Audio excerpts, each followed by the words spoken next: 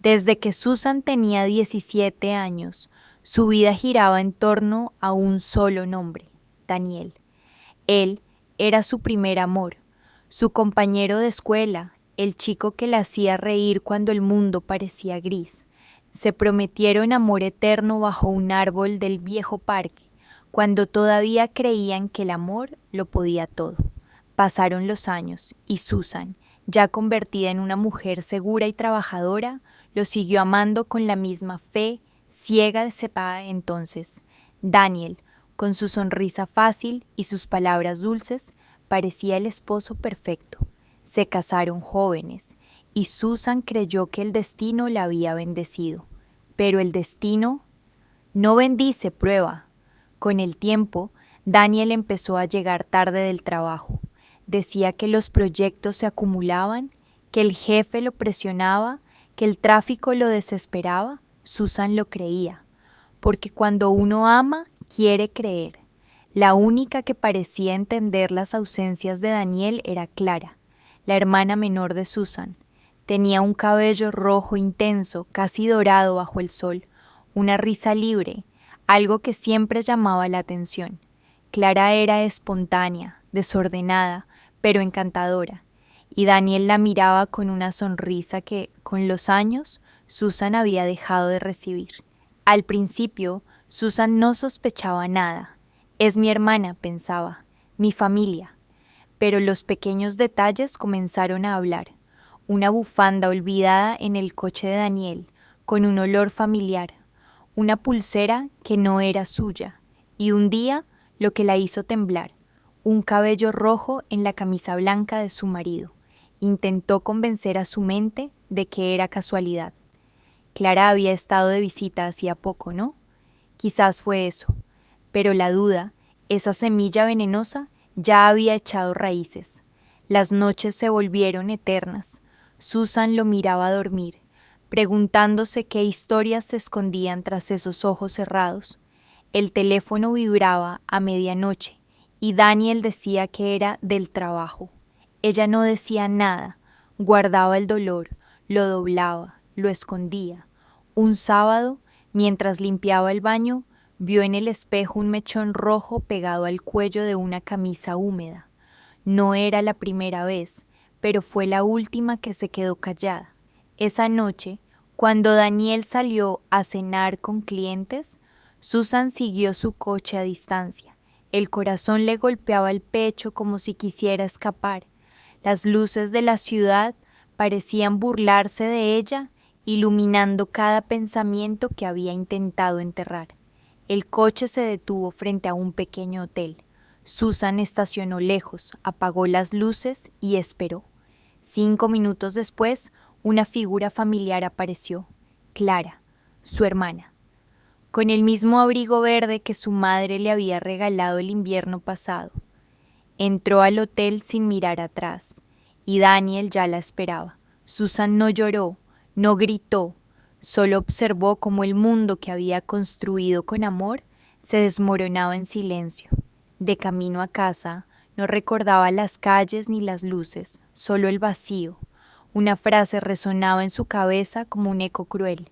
Tu propia sangre puede ser tu peor enemiga. Esa noche no durmió. Abrió su computadora, buscó fotos antiguas, recuerdos, mensajes, y ahí estaban.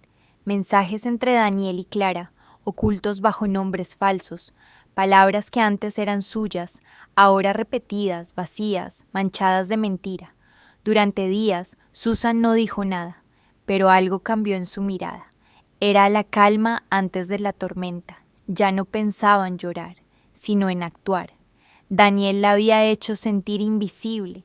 Clara le había robado la confianza.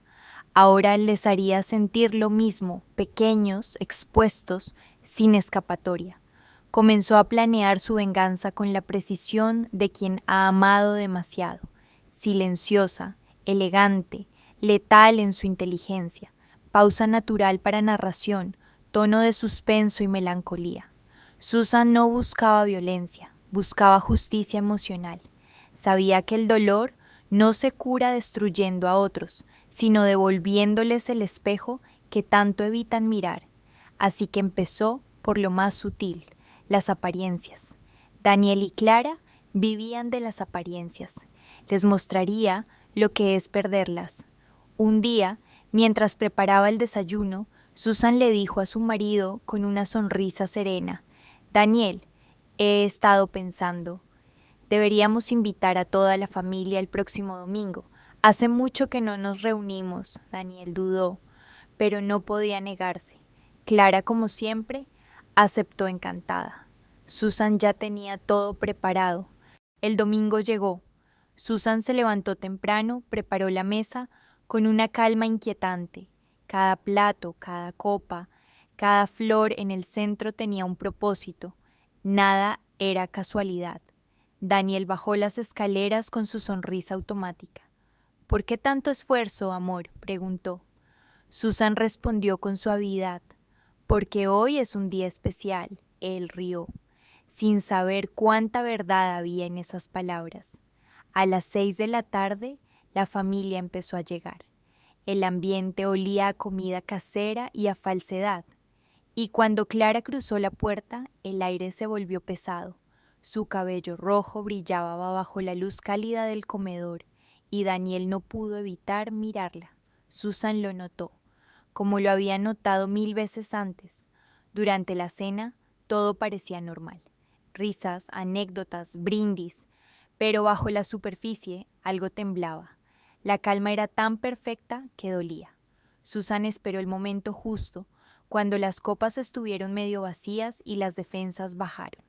Entonces se levantó, con una serenidad que heló la habitación. Quiero decir unas palabras, anunció. Las conversaciones se apagaron. Daniel la miró con confusión. Clara sonrió nerviosa. Susan tomó aire. Su voz sonó tranquila, casi dulce, pero en cada palabra había filo. Hace tiempo que he aprendido que el amor no se demuestra con promesas, sino con lealtad, que la familia no se mide por la sangre, sino por la verdad. Nadie se movió. Solo el reloj del comedor marcaba los segundos. Durante 10 años, continuó, creí vivir una historia perfecta. Confié en mi esposo y en mi hermana, pero el destino me abrió los ojos. Un murmullo recorrió la mesa. Daniel palideció. Clara tragó saliva. Susan colocó sobre la mesa un sobre blanco. Aquí, dijo despacio, hay mensajes, fotos y pruebas de una historia que ustedes han escondido durante demasiado tiempo. Silencio. Nadie respiraba. Daniel intentó hablar, pero Susan lo interrumpió con un gesto. No hace falta que digas nada, Daniel. Ni tú, Clara. Ya lo sé todo. Las lágrimas amenazaban con salir, pero no las dejó. Esa noche no lloraría. Esa noche hablaría el dolor, no el llanto. Me quitaron la confianza, la paz, los sueños, dijo, pero no podrán quitarme mi dignidad. Entonces miró a todos los presentes. Quiero que todos sepan quiénes son de verdad estas dos personas, mi esposo y mi hermana, la pareja perfecta, pero solo cuando nadie los veía. El silencio se rompió como un cristal. Los rostros se endurecieron. La madre de Susan se llevó una mano al pecho. Daniel intentó justificarse, pero las palabras tropezaban en su boca. Clara bajó la mirada, temblando. Susan no gritó, no insultó, solo tomó su copa y brindó. Por la verdad, dijo, que siempre termina saliendo a la luz. Bebió un sorbo y se marchó, dejando atrás el eco de su voz y el olor amargo de la vergüenza. Las semanas siguientes fueron un torbellino. El secreto se hizo público. Los amigos de Daniel lo evitaron. Los compañeros del trabajo murmuraban a sus espaldas. Clara perdió su puesto en la empresa familiar. La familia entera se fragmentó y Susan comenzó a reconstruirse. No fue fácil. Las noches seguían frías, los recuerdos pesaban, pero por primera vez en años podía respirar sin miedo. Comenzó a escribir. Primero cartas que nunca envió, luego un diario. De esas páginas nació un libro, pequeño, honesto, crudo. Las mentiras que aprendí a olvidar. El libro se publicó meses después. Nadie sabía que era autobiográfico, pero quienes conocían la historia entendieron todo. Daniel lo leyó, Clara también. En cada línea se reconocieron y se odiaron un poco más a sí mismos. Susan no buscaba venganza en los tribunales ni en la ruina. Su venganza fue vivir bien, ser libre, tener voz. Un día, mientras firmaba ejemplares en una librería, una mujer mayor se acercó y le dijo: «Tu historia me hizo entender que el perdón no es olvidar, es dejar de cargar lo que no mereces». Susan sonrió. Por fin entendía. El dolor la había hecho fuerte, la traición la había hecho sabia y el amor propio la había hecho invencible. Una tarde, al salir de la librería, vio algo que la detuvo. Daniel, de pie al otro lado de la calle, solo, envejecido antes de tiempo. Sus miradas se cruzaron un instante. Él quiso acercarse, pero Susan negó suavemente con la cabeza. No había odio, no había amor, solo paz. Siguió caminando bajo la luz del atardecer, con paso firme, ligera como quien deja atrás una vida que ya no le pertenece. La voz de Susan, suave y segura, cerraría la historia así: hay traiciones que matan el alma, pero también hay almas que renacen del fuego. Y cuando aprendes a amarte, el dolor deja de tener poder sobre ti.